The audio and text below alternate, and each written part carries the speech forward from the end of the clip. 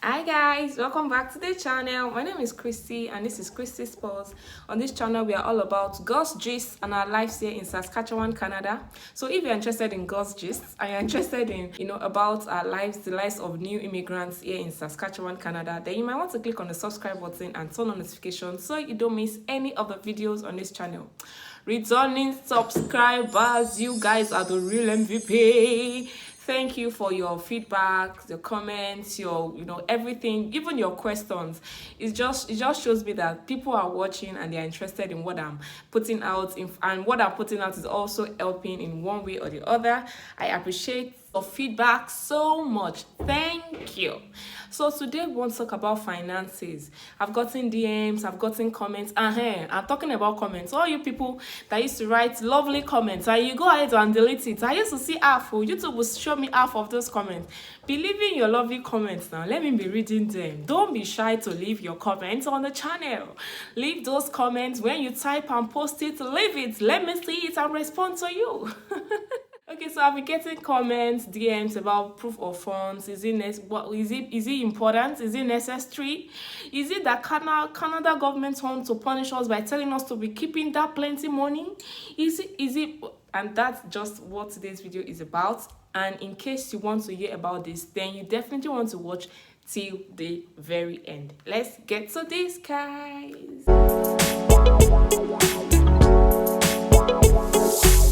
Welcome back to the channel. Welcome back. Like I said earlier, today we'll be talking about finances, proof of funds, money. So I've gotten DMs about proof of funds.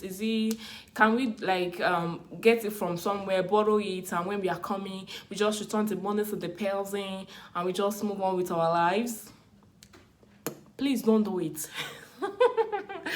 Please do not borrow your proof of funds and return it.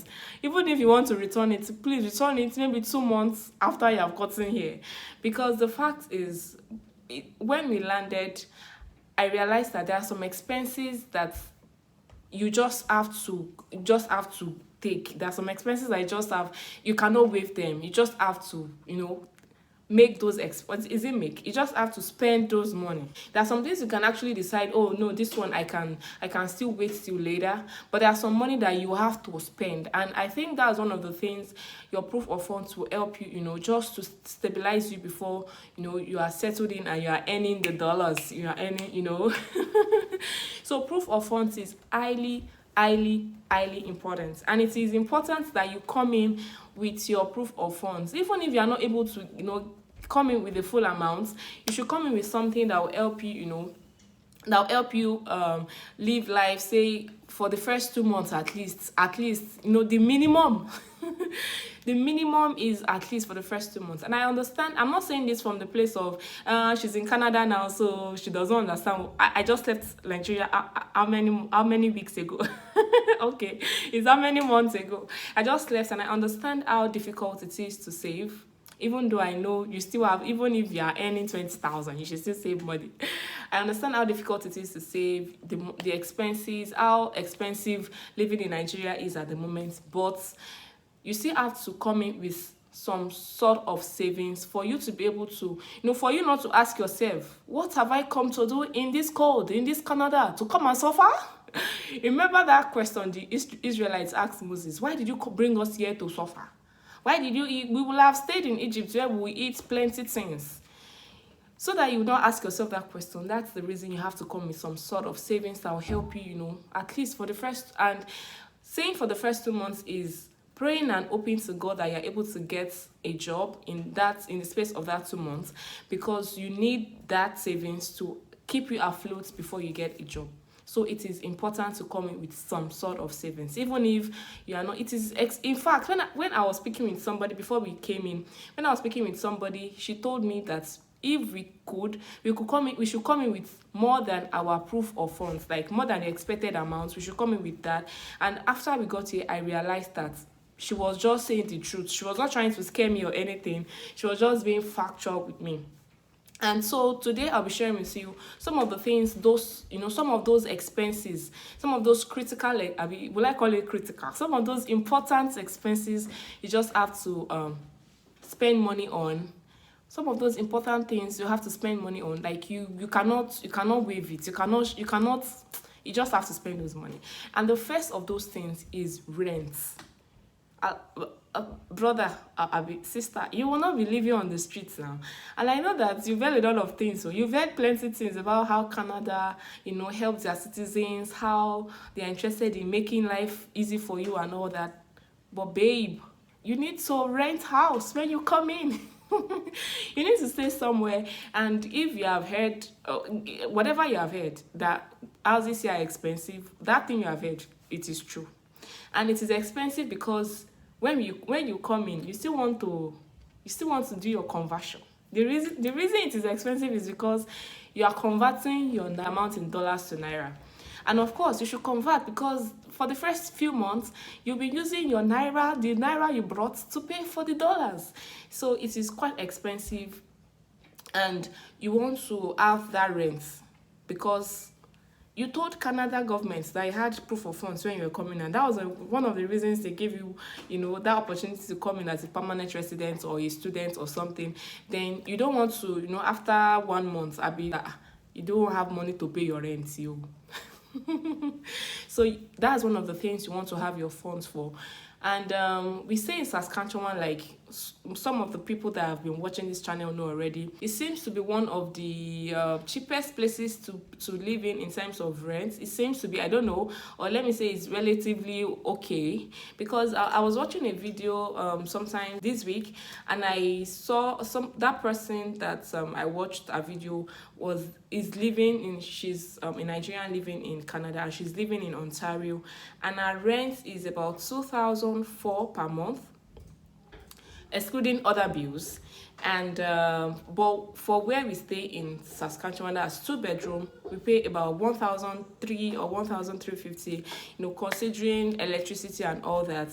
And that's the first thing you want to consider when you're coming in. You want to have money to pay for rent. When you're also considering taking an apartment, there are some apartments that ask you to pay for parking. Some apartments ask you to pay for parking, like you have rented the house and now you want someone to be parking your car. There are some places that ask you that you should for you to park your car in the space provided by the apartment, you need to pay money. So in getting a house, like, okay, so this might be for the people that are already planning to come in and all that. When you are, house searching, you also should ask for if there are other fees, other things you have to pay for as you move into the house, just so that you are aware, so that you not pay that 1,003 and at the end of the month, you want to bring in your car, they say you have to pay for parking again. So you want to ask that question. You want to ask not just about parking, you want to ask if there are any other thing you have to pay for in getting that apartment. So the other thing you want to, you need your proof of funds for is groceries, food, feeding.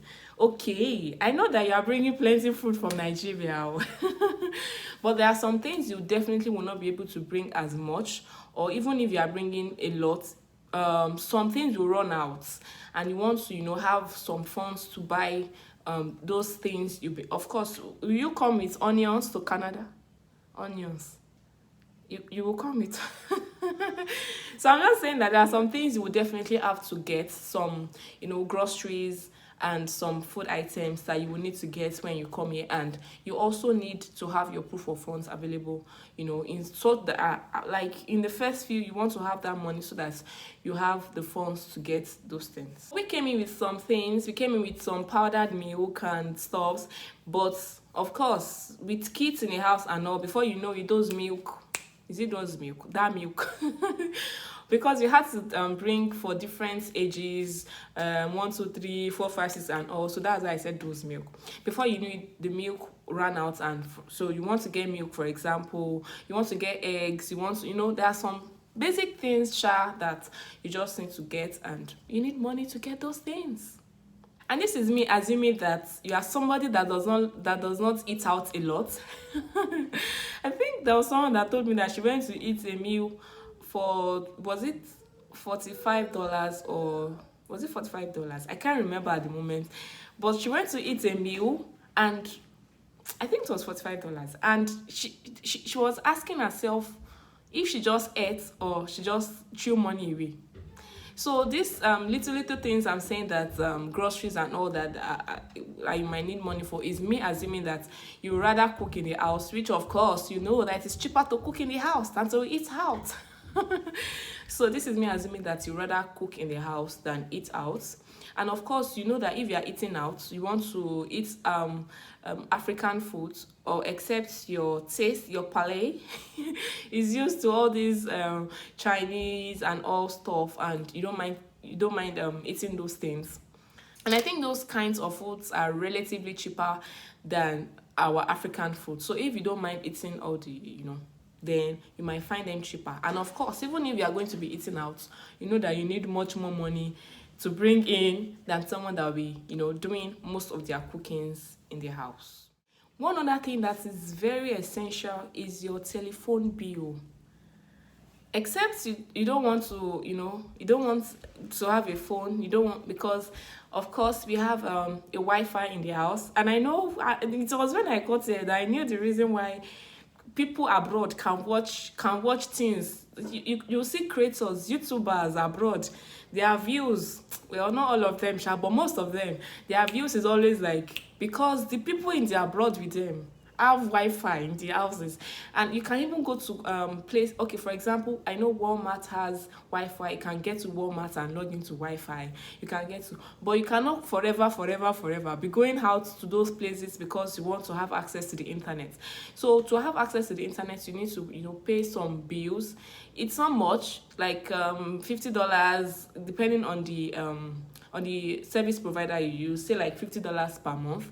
But of course, that's not also something you can say you can do away with, because the people you left in Nigeria want to speak with you. You too, you want to know what is happening in the world.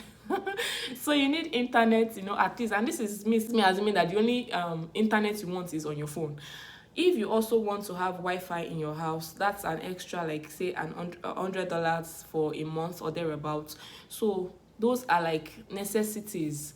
It's basic needs that you need funds for. So the other thing you might need, depending on how you're coming, whether you're this might be to say if you're coming as a family, you need to have a car. If it's just say for example just you and your wife, or you and your husband, it's just two of you, you're not coming with kids, you could still taking the bus for a few months before you decide to get a car. And I also noticed that it's possible to get a car on car loan. So you can get a car and pay, say, within the next, I don't know how many months or years. And that's one thing about abroad living. Most of the major expenses are encouraged to be taken as loans, because it is one way to build your credit score. So I've heard of people that actually got their cars with car loans, and so you can get your car with car loan. But of course, you need to make some down payments, and you need to be making monthly repayments. So it's also money that you need to do that thing. So you need a car, especially if you are coming with your family, you are coming with kids. You don't want to, and we are big on protecting ourselves against COVID. I don't even, like, when I got here, my nose mask became like my second face. Like as long as you are leaving your house, you are leaving your apartment, you are leaving your door to the corridor of your apartment, you need to wear your face mask. And you don't want to take your kids, go through buses and all that in this time where every other person is protecting themselves against the COVID-19. So if you are coming as a family, you want to prepare to get a car. Either you are buying it upfront, or you are getting it, based on car loan, and you are paying installments.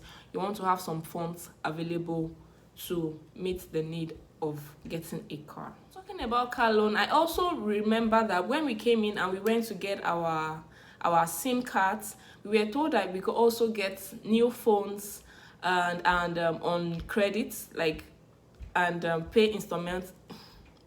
We could get new phones on credit and pay in installments. And thankfully, we came in with phones that worked here. It is not all phones that work here. I don't know. I'm sure Samsung works. I'm sure iPhone works. and it's not all phones that work here. I don't know which ones work, don't work, but I'm sure of those two. So thankfully we came in with phones that are compatible with the same year, and we didn't have to get new phones, so we just got our SIM cards, and the monthly payment for say internet and calls. So we didn't have to get phones, but in case you want a new phone that you want to be paying in instrumentally, you can also, there's also a chance for you to do that. But of course there's instrumental payment, and you also need funds to make those payments. So some other things you might need is furniture in your house. We might need microwave, depending on the apartments you get. And I think most of the apartments here have a fridge that comes to the house, a burner, like an electric burner, oven and all that. But there's also some things that you might need to get, like electricals. You might need to get, like, for example, like I said earlier, microwave. You might need to get furnitures, at least something to sit on. Do you want to be sitting on the floor? You might not mind, you might decide you don't want furnitures, but at least you will have visitors now. You don't want people to come and visit you. So you might also want to prepare to spend money on some furniture and some electrical appliances. If you'll be getting a car, in case you decide to get a car, there's something you also need to prepare for, and that is insurance. There's insurance. You're expected to pay insurance on the car, and that's every month. And say you should prepare like about $150 for your insurance every month. I know that when people talk about abroad and bills, sometimes they're like, is it only bills that we are going there to pay? But our prayer is that as we get in, it won't take us time before we get something doing and we start using dollars to pay for those bills. And of course, I can assure you that you are not going to use all your earnings to pay for bills. No, you just have to, work with your budget and ensure that after paying your bills, you still have something to hold body and spirit together. And even in that time, when you're holding body and spirit together, you're also able to have some savings, because of course we cannot spend everything. So I'm going to make a video about jobs and all that, but that video is coming soon. Just watch out for it. So one other expense or expenses that might also be very important depending on the time you come in is also expenses that has to do with your clothing for the weather, your winter jackets, your winter boots. These two things. Okay, say maybe your winter jackets, your winter boots, your hand gloves, hand mittens, and maybe head warmer. These things have saved my life in the past few weeks. The weather can get so cold, and I know that you're coming in with jackets. So we also came in with jackets from Nigeria. But I can assure you, those jackets were not even close to protecting us from the. There was a time we had a -51 weather, or I think it was -40 something, and it felt like -51. And really, when we are looking at weather and all, it is the major thing. What to look out for is the feels like, because that's what you will feel. So we had a weather that felt like -51, and the jackets we came in with from Nigeria couldn't have handled -51 weather. So you also want to invest. I know that one is just like a one-off. You also want to invest in a good winter jacket, a good winter boot, because that is, I know there was one of the videos I made and uploaded on Instagram, and that video have gotten me, people were just saying, why is the sole of your boot like this? I was like, it's better for the sole of my boot to be like this than for me to land on my bum bum. And landing on your bum bum can mean broken something, maybe broken hand. I don't want to break anything. Let the sole of my winter boots be like that. So you want to invest in those things because they are very necessary for staying warm and not dying. Staying warm and just staying warm and happy.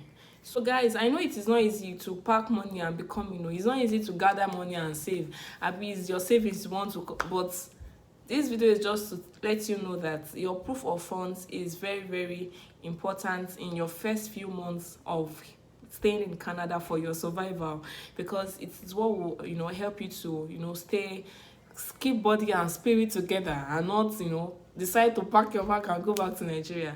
You need some sort of savings to help you get through the first few months of your landing here. And this is not in any way saying that it's not even possible to get a job before you come here. It is possible you get a job before. I've heard stories of people that got jobs before they even landed, or they got interviews done before they landed, or they were able to, you know, get a job within, you know, the first few weeks of their landing. And that is the prayer for everyone, that we are able to, you know, get sorted, like as soon as we land, things are just falling in place. Just prepare your proof of funds in case you don't get a job, like in the first few months, first 2 months, first 1 month of your landing. And you, of course, you need to keep body and soul together. Thanks for watching till this point. I hope you found this helpful in one way or the other, and I hope you enjoyed watching. Thank you. In case you have not subscribed to the channel, please click on the subscribe. Now is a very good time to click on the subscribe button, and remember to turn on notifications. Thank you. Until we see in the next video, have a beautiful life. Bye.